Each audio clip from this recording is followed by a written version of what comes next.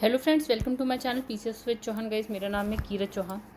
तो हम यहाँ कर रहे हैं घटना चक्र की सीरीज, जिसमें हमारा चल रहा है सामान्य विज्ञान यानी कि जनरल साइंस, और इसमें भी चल रहा है जीव विज्ञान यानी कि बायोलॉजी। तो चैप्टर नंबर 7 चल रहा है और उसमें पार्ट 3 चल रहा है अभी 7th चैप्टर का। तो जो चैप्टर है वो है मानव शारीरिकी एवं क्रिया विज्ञान। तो इसका पार्ट जो 3 है वो है विटामिन एंड पोषण। तो गाइस, इसके हमने नोट्स कर लिए थे, अब क्वेश्चन आंसर करने हैं। काफ़ी बड़ा सा ये पार्ट था। तो दोस्तों, अगर आपको वीडियो पसंद आएगी लाइक करिएगा, कमेंट करके जरूर बताइएगा एंड शेयर जरूर करिएगा। अभी तक अगर आपने चैनल को सब्सक्राइब नहीं किया है तो कर लीजिएगा। और दूसरी चीज़, अगर आपको कोई भी डाउट या कुछ भी अपनी साइड से कोई हेल्प या कुछ भी अगर आपको कहना है, पूछना है, तो आप इंस्टाग्राम पे मैसेज कर सकते हैं। मतलब आप इंस्टाग्राम फॉलो कर सकते हैं, ठीक है। वो मेरा चैनल से रिलेटेड वैसे नहीं है, वो मेरा पर्सनल इंस्टाग्राम अकाउंट है, तो आप उसमें मैसेज कर सकते हैं, क्योंकि मैं मेल बहुत इतना देखती नहीं हूँ। अगर आप लोग के कुछ क्वेश्चंस या कुछ भी आते हैं तो इसके लिए ये है।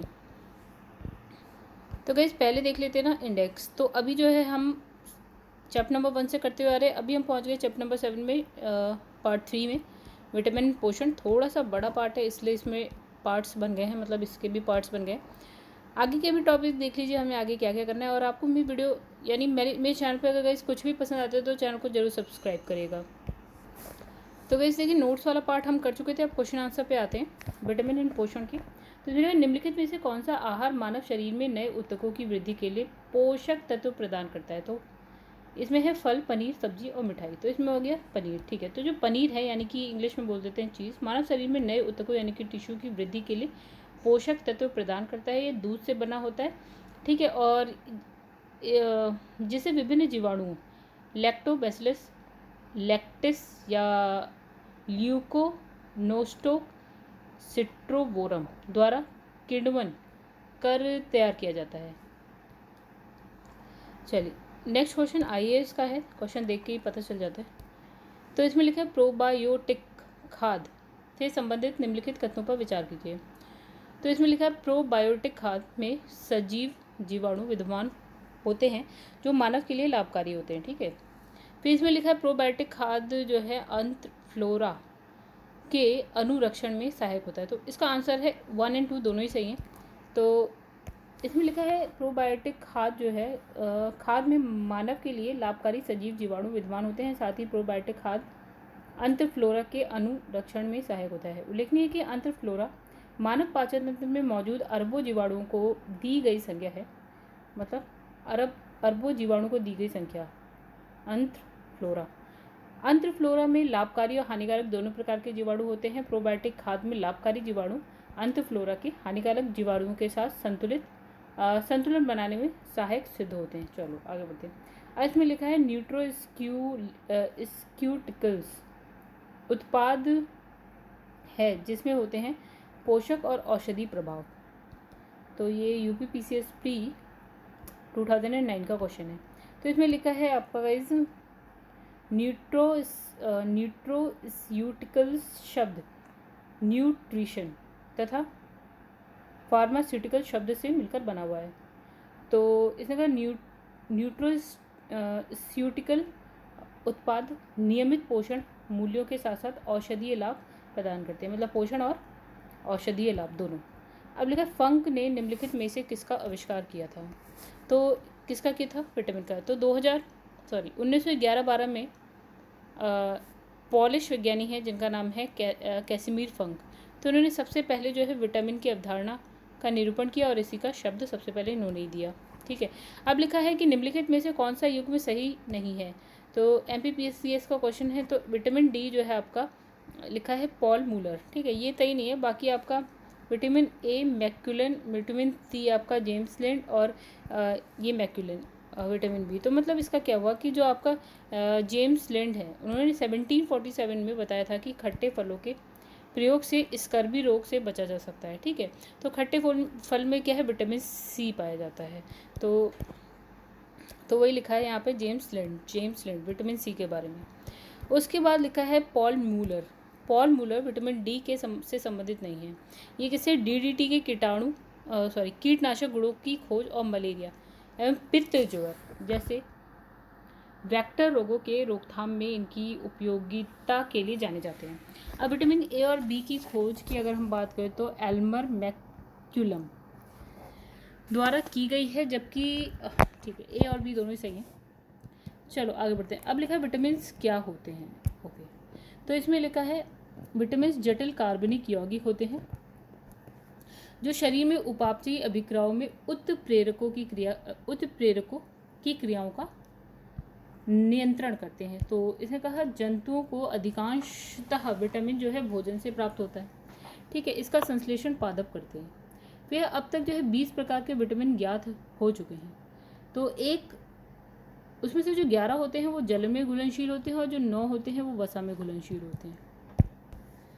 आगे बढ़ते हैं दोस्तों। यहाँ लिखा है निम्नलिखित में से यौगिकों के किस समूह को सहायक आहार कारक कहा जाता है। तो इसमें हमारा आंसर है विटामिन। मतलब विटामिन एक ऐसा यौगिक है जो सहायक आहार कारक भी है। ठीक है, इस विचार को स्पष्ट करने वाले जो पहले वैज्ञानिक थे उनका नाम था हॉपकिंस। क्या नाम था? हॉपकिंस, यानी पूरा नाम है फ्रेडरिक गोलैंड हॉपकिंस। फिर लिखा है जीवाणुओं को कम से कम 27 तत्वों की आवश्यकता होती है, जिसमें से 15 धातुएं हैं। इनमें जो प्रभुत मात्रा में आवश्यक होते हैं वो उसकी बात करते हैं। तो कैसे व्याख्या देखते हैं। इसमें लिखा है कि जीवधारियों में potassium, sodium, magnesium, calcium, sulphur, chlorine इत्यादि आवश्यक मात्रा में होते हैं। ठीक है, तो इन तत्वों को दीर्घ मात्रा पोषक तत्व कहते हैं, जबकि लघु मात्रा पोषक तत्वों की आवश्यकता जीवों को बहुत ही सूक्ष्म यानी बहुत कम मात्रा में होती है। तो जो इम्पॉर्टेंट है वो हो गया आपका potassium, sodium, magnesium, calcium, sulphur and chlorine. चलिए आगे बढ़ते हैं।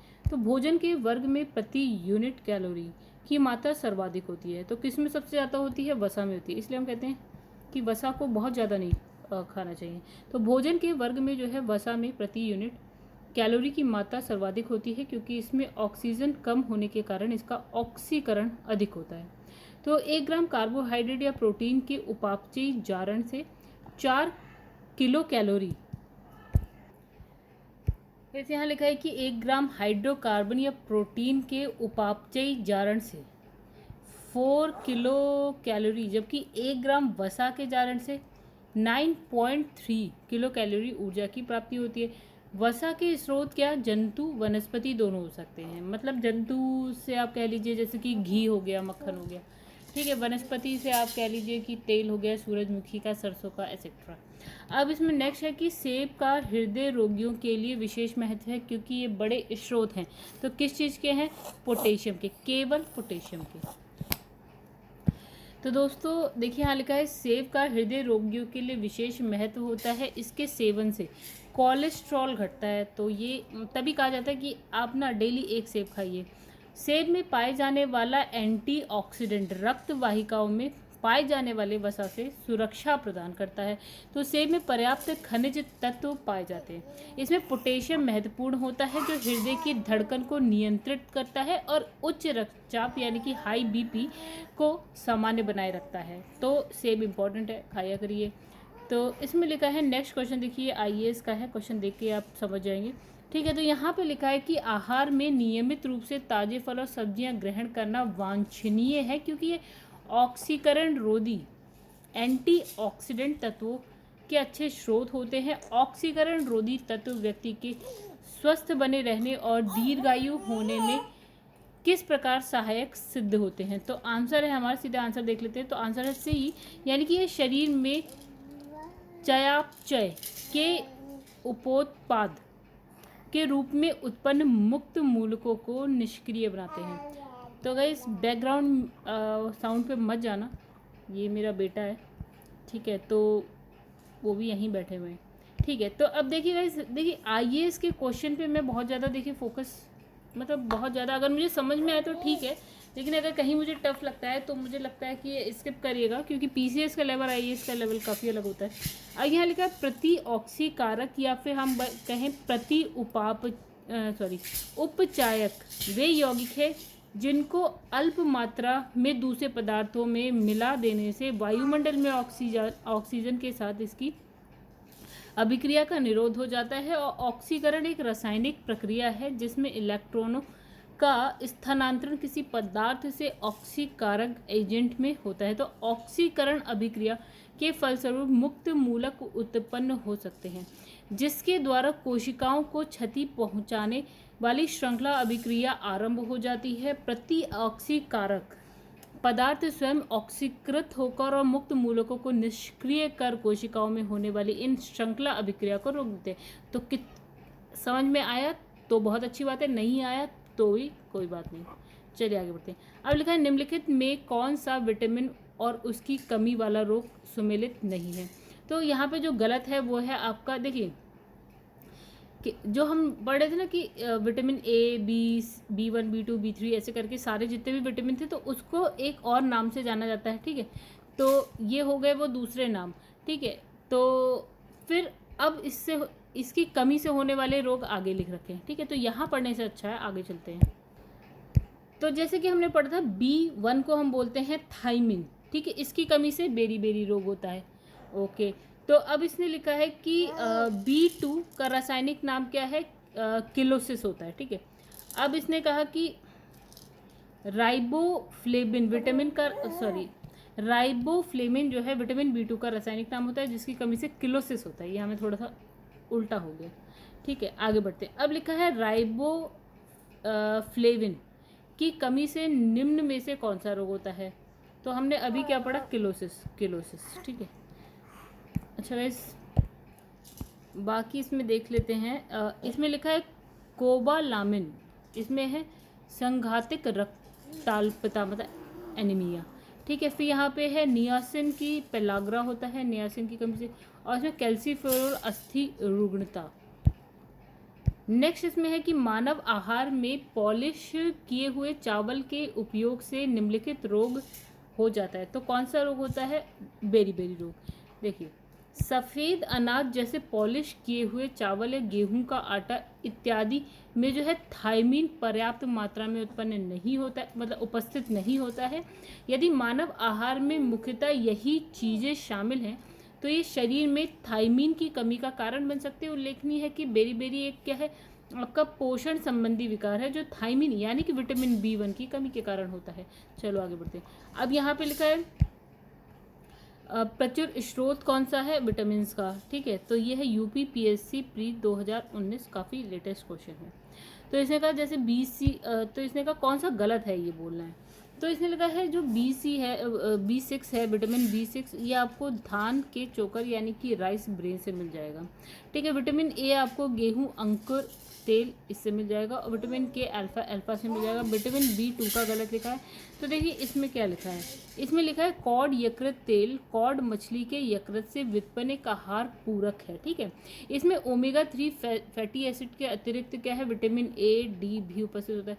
तो विटामिन B2 को राइबोफ्लेविन नाम से भी जाना जाता है। ये भोजन से ऊर्जा मुक्त करने में सहायक होता है और इसकी कमी से किलोसिस नामक रोग हो जाता है, ठीक है। अब इसको हम पूरा कैसे करेंगे कमी को, तो देखिए यहाँ पे है अंडे, हरी सब्जी, फलियाँ इत्यादि, ये इसके स्रोत हैं, सोर्सेस हैं जहाँ से आपको मिल जाएगा। अब लिखा है कि निम्नलिखित सब्जियों में सर्वाधिक विटामिन C पाया जाता है। तो कहाँ पाया जाता है गाइस, यहाँ पे लिखा है मिर्च में पाया जाता है।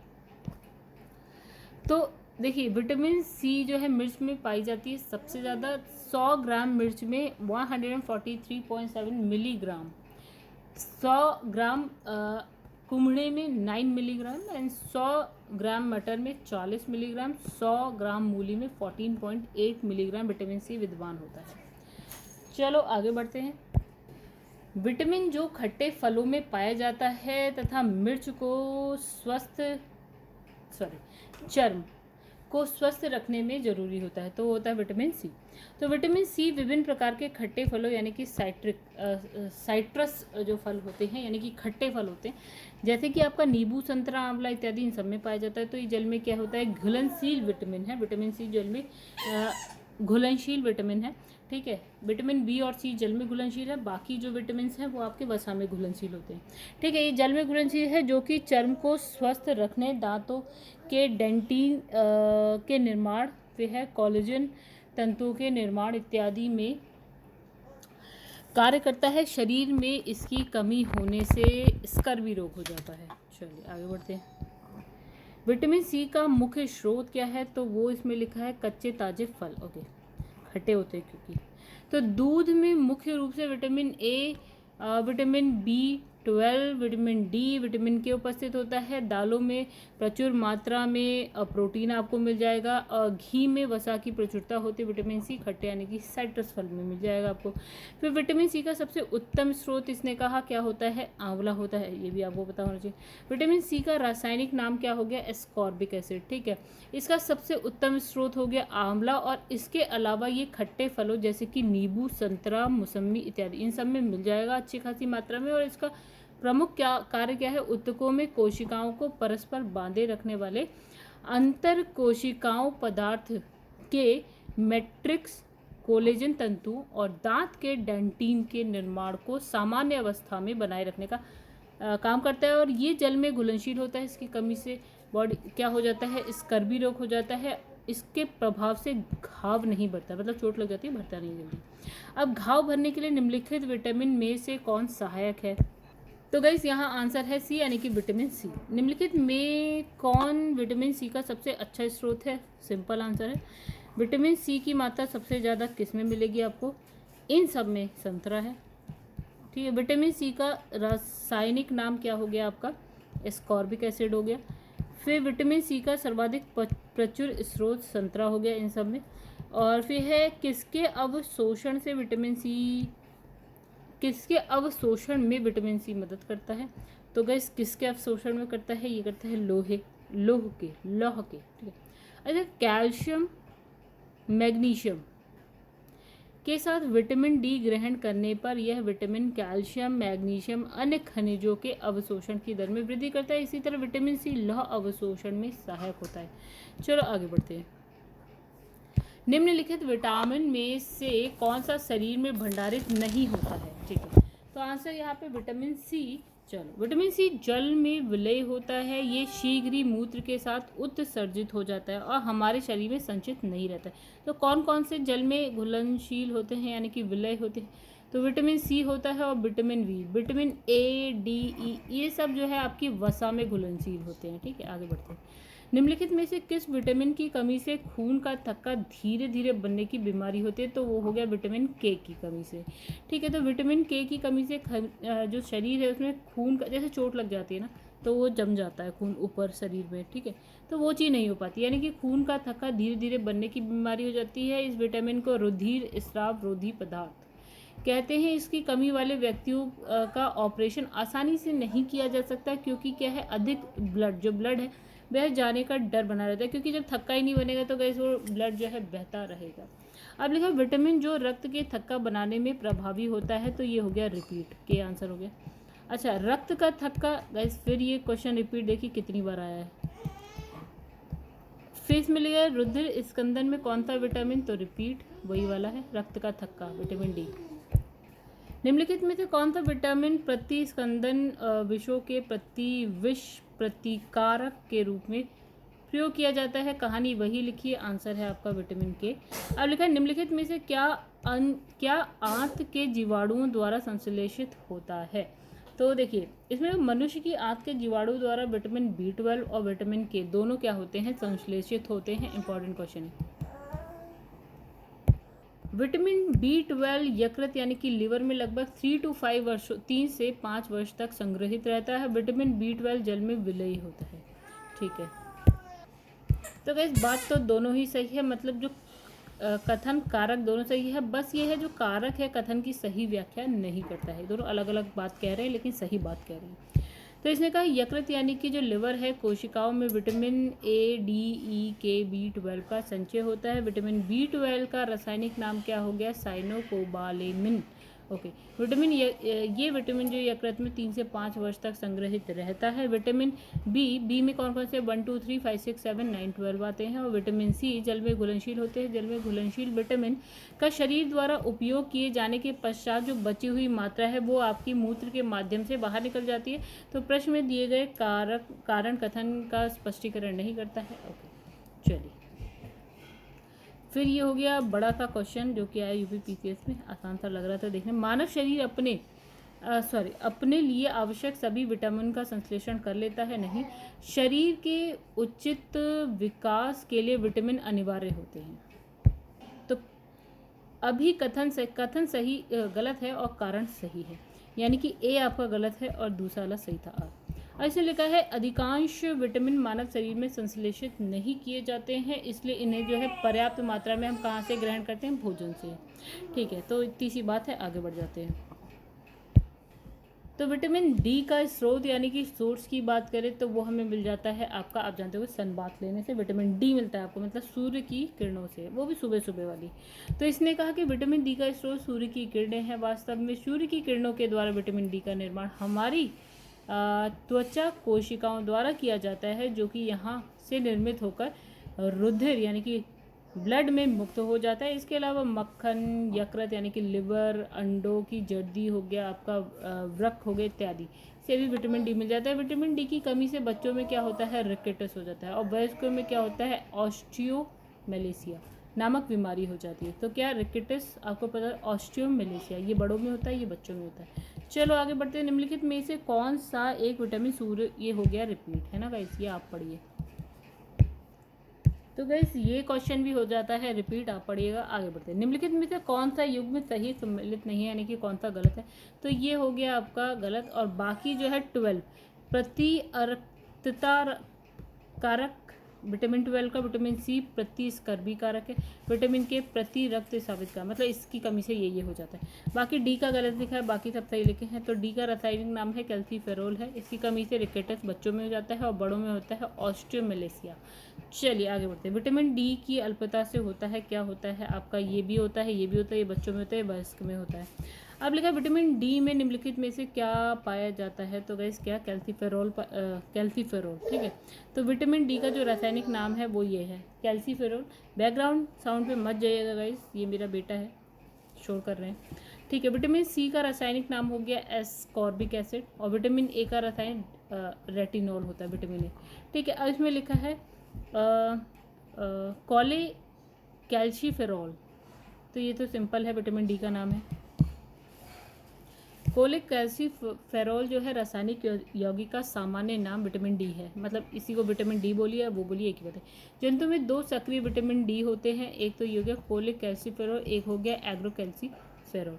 तो इसमें लिखा है एर्गो कैल्सीफेरोल का संश्लेषण स्वयं जंतु शरीर में होता है, किंतु इसकी प्रक्रिया जटिल होती है। सूर्य के प्रकाश की पराबैंगनी यानी कि अल्ट्रा वायलेट रे के प्रभाव से अग्रोस्ट्रोल नामक पदार्थ से ईस्ट कोशिकाएं एग्रो कैल्सीफेरोल का संश्लेषण करती है। इतनी कहानी की जरूरत नहीं है, अब आगे बढ़ते हैं। निम्नलिखित में से किस विटामिन को एग्रो कैल्सीफेरोल कहा जाता है? फिर वही बात है, विटामिन, ओके। चलिए अब इसमें विटामिन डी है, तो इसमें लिखा है विटामिन D2 को बोलते हैं एग्रो कैल्सीफेरोल, और विटामिन D3 को बोलते हैं कोलिक कैल्सीफेरोल।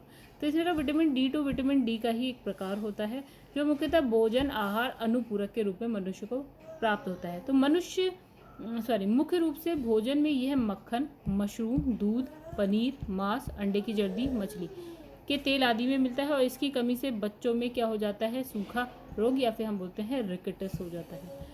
निम्नलिखित में से कौन सा युग्म सही सम्मिलित नहीं है, यानी कि गलत है? तो विटामिन के गलत है, बाकी नियासिन से पेलेग्रा, फिर थायमिन से बेरीबेरी, और विटामिन डी से आपका सूखा रोग हो जाता है। ठीक है, बाकी विटामिन के की बात करें तो क्या होता है गाइस? इससे रक्त का थक्का बनना बंद हो जाता है। रतौंधी किससे होता है गाइस? ये बहुत ही सिंपल है, विटामिन ए से होता है। कितनी बार आया है रतौंधी? जो है मनुष्य में होने वाला क्या है? प्रमुख रोग है जो शरीर में विटामिन ए की कमी से होता है। तो विटामिन ए का प्रमुख कार्य क्या है? दृष्टि रंगाओ रोडाप्सिन के संश्लेषण में भाग लेना होता है। ठीक है, इसका प्रमुख स्रोत क्या है? हरी सब्जी है, गाजर है, यकृत है, मछली का तेल। खट्टे फल जो है आपका विटामिन सी की प्रचुरता होती है खट्टे फलों में। निम्नलिखित में से कौन सा गलत है बोल रहा है ये?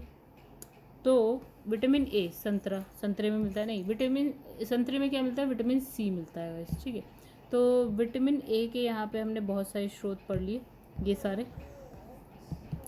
चलिए आगे बढ़ते हैं। मानव शरीर में विटामिन ए संचित रहता है, कहाँ पे होता है? तो ये होता है आपके लिवर में। तो ठीक है, विटामिन ए का रासायनिक नाम रेटिनॉल होता है, जिसकी कमी से शरीर में क्या होता है? रतौंधी। ये विटामिन सामान्य दृष्टि के लिए आवश्यक होता है। इस विटामिन को संक्रमण रोधी विटामिन भी कहते हैं। इसके प्रमुख स्रोत में हो गया दूध पीजिए, आँखों को सही रखने के लिए मक्खन खाइए, अंडा खाइए, मछली का तेल खाइए, गाजर भी खाइए, सब खाइए। चलिए, सामान्य दृष्टि के लिए ये हो गया आपका, रिपीट हो गया ना। विटामिन ए होता है, इसी को हम बोलते हैं रेटिनॉल। चलो, मानव शरीर में विटामिन ए भंडारित होता है तो होता है लिवर में। चलो आगे बढ़ते हैं। निम्नलिखित में किसमें विटामिन ए की मात्रा किसमें ज़्यादा होती है? यानी कि गोभी, गाजर, पालक। तो गाजर हमने पढ़ा था, तो गाजर खाइए आँखों को सही रखने के लिए। तो विटामिन नेत्र ज्योति के लिए आवश्यक पोषक तत्व है। पालक में मुख्यतः लौह तत्व पाया जाता है। रक्त में हीमोग्लोबिन की सांद्रता में योगदान करता है, जिससे ऑक्सीजन का परिवहन सुगमता से होता है। विटामिन ए के लिए आप खाइए गाजर। अब लिखा निम्नलिखित में से कौन सा एक विटामिन ए का प्रचुर स्रोत है? तो इसमें है सेब, अमरूद, पपीता, आम। तो इसका आंसर हो गया यहाँ पे आम। ठीक है, और इसके साथ जो है आम में विटामिन सी और ई भी होता है। निम्नलिखित में से कौन सा युग्म सही नहीं है बोल रहा है ये? तो इसने कहा यहाँ पे है टोकोफेरॉल से बेरी होता है। तो गाइस, और देखिए रेटिनॉल से आपका होता है जीरोथैल्मिया। ठीक है, और यहाँ पे है साइनोकोबालेमिन से आपका रक्ताल्पता। फिर है एग्रोकैल्सीफेरॉल से आपका रिकेटस हो जाता है। ठीक है, फिर देखते हैं। रेटिनॉल यानी कि विटामिन ए की कमी से होता है जीरो थैल्मिया रोग होता है। ठीक है, वही विटामिन B12 की बात करें, साइनोकोबालेमिन, इसकी कमी से होता है रक्ताल्पता। विटामिन डी यानी कि कोलेकैल्सीफेरॉल यानी कि विटामिन डी में भी D3, और एग्रोकैल्सीफेरॉल क्या होता है आपका D2। तो इसकी कमी से बच्चों में रिकेटस हो जाता है। बेरी यानी कि B1, ये होता है थाइमिन। ठीक है, तो बेरी होता है थाइमिन की कमी से, यानी कि B1 की कमी से, ना कि विटामिन ई टोकोफेरॉल की कमी से। चलिए, विटामिन ई का महत्वपूर्ण स्रोत बता दीजिए।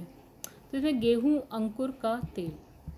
मानव शरीर को स्वस्थ बनाए रखने के लिए जिन विटामिनों की ज़रूरत पड़ती है, उसमें से सबसे महत्वपूर्ण विटामिन में से विटामिन ई होता है, जो कि एंटीऑक्सीडेंट के रूप में मानव शरीर में कोशिकाओं को सामान्य रूप से कार्य करने में सहायता प्रदान करता है। विटामिन ई वसा में घुलनशील विटामिन है, जो गेहूं के अंकुर के तेल से में सबसे अधिक पाया जाता है। ये इसका सबसे महत्वपूर्ण स्रोत है। विटामिन ई को बंध्यता रोधी कारक भी कहते हैं। तो गाइस, यहाँ लिखा है कि कौन सा गलत है। ठीक है, तो देखिए आपका विटामिन ई गेहूं अंकुरण तेल सही है में मिलता है। विटामिन डी आपका कॉड यकृत तेल में, विटामिन के अल्फा बिल्कुल सही, सारे सही। अब इसमें लिखा संतरे में आपको मिलता है विटामिन सी। अब प्रॉब्लम ये है कि जो आपका संतरा है ना, उसमें विटामिन बी भी मिलता है, लेकिन कम मात्रा में मिलता है। ठीक है, तो इस पूरे में यही कहानी लिखी है। यही देखिए, विटामिन सी का प्रमुख स्रोत क्या हो, विटामिन सी में आपको मतलब संतरे में विटामिन सी मिलेगा और बी भी मिलेगा, कम मात्रा में मिलेगा। तो गाइस, इस वीडियो को यहीं पे करते हैं ख़त्म। इससे पहले बहुत ज़रूरी चीज़, तो गाइस रीज़न है वीडियो ख़त्म करने का, ये देखिए भैया वीर।